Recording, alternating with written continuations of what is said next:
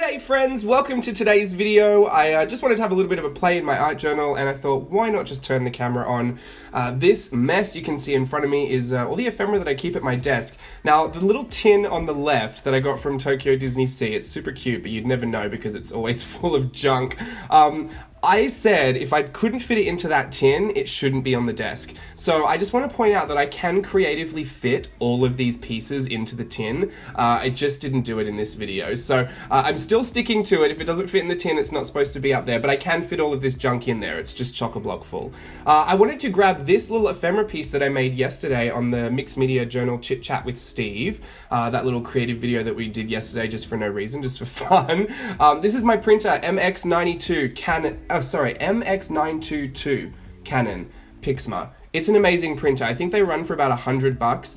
It's printer, scanner, copier, fax machine. No one uses a fax, but it's there if you need it. I just wanted to grab this little bit of ephemera that I made yesterday and work it into a very simple journal spread. So you can see at the top right-hand corner, I've put a little clip in there, very meta, very photo of a photo of a photo. But I made this piece of ephemera and I wanted to include it in a journal spread. I thought it'd be really great if I could just black and white it and blow it up and just work it in very simply. I think I get carried away because I'm making so many videos and always posting on Instagram and trying to keep on top of like new creative fresh ideas. I get away from the basics, and there's nothing wrong with the basics either. That's why they're there. They're the foundation of what you're doing in the first place. So today I just kind of wanted to revisit that a bit and give myself a bit of a break, and I actually surprise plot twist, really enjoyed it. It was just nice to get back to a bit of paint, a bit of stenciling. I'm using the Dilutions paint, and I'm in a small Dilutions journal. Very manageable size, and I just love the paper. I love the paints too. They kind of layer really, really well, and they're just such a great color mix. Some of mine are super old and dry, like the white, so I had to replenish it with a bit of cheap Craft Smart paint. But waste not, want not. I had the white paint there, so I might as well use it. Just going in with a bit of stenciling. I feel like it's literally been years since I've touched that stencil, and I used to use that stencil all the time when I first started. Trying to get some texture in there, because I remember that's one of the things that I used to love about when I first started art journaling, is seeing everyone's texture, and I never had any texture paste, so I had to try to figure out how to do it with paint, and you just kind of fake it till you make it, don't you? But yeah, taking it back to the beginning, Diane Reevely was one of the first people of Dilutions, the paint I'm using, the lady that come up with the paint.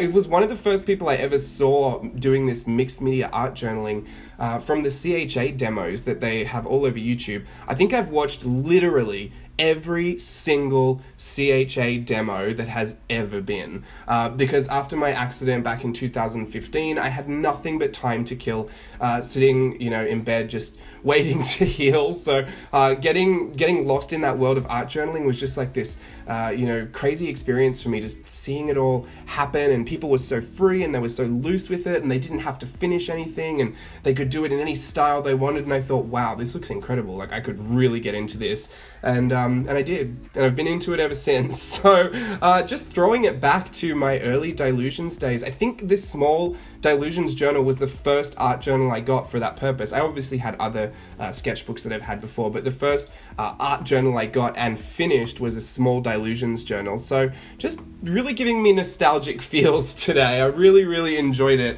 because it's kind of a gloomy day here, and I'm not going to go too much into my personal life, but basically just kind of had some irritating news earlier today, and I needed to strip it all back and get over myself and just have a bit of a play, give myself some time to make something just for no reason. I'm piggybacking off what we said yesterday.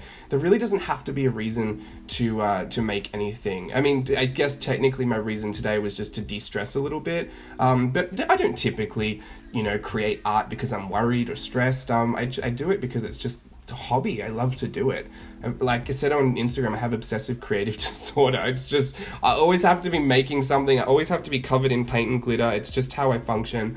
I wouldn't know what to do. These are my new favorite obsession. These little words stickers. Well, they're not words. These are the Tim Holtz ones where he went and found like actual bits of of text in books, and they scanned them in and they made sticker sheets out of them. So they're the same color as the, the aged paper in the book, and the same typeface, the same font. I think they're absolutely incredible to spark that kind of creative thinking, because it's where I collage pieces of art together all the time, but I've never really collaged a story together, and I think it's really, really fun to use these to try and like chop and change a little story together, and then to try and create an image based on the story. So I actually I pulled a couple out and I snipped off a few words that I didn't need, but this one says, "Draw near to me, make me a promise, fly away, dream of stars that glitter." So super deep, obviously. But I wanted to use the image that I had on the other side, keep it very black and white, keep the contrast of the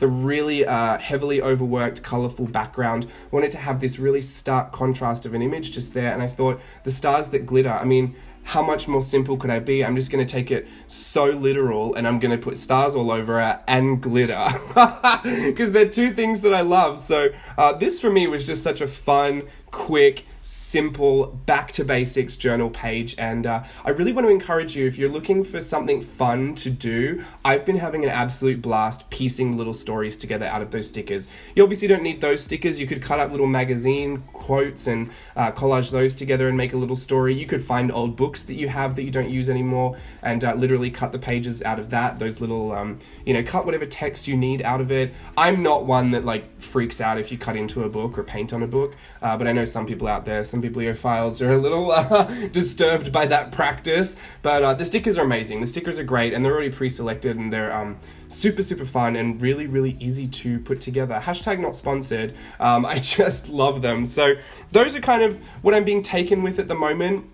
And just I guess being back to basics was just a really good thing. So if you're out there and you're looking for maybe a new challenge, go back to exactly where you started and try it again, because I found this so much easier. I remember when I used to struggle through a page like this, like overthinking the backgrounds and what colors do I use and let's pre-plan it and everything. But now, going right back to the start, it was just kind of a little bit of a release. It was really simple and really fun and really relaxing. So until I feel like throwing the camera on next time, thanks for watching, and I'll show you a few close-ups and all that gorgeous glitter that I love. All right, bye guys.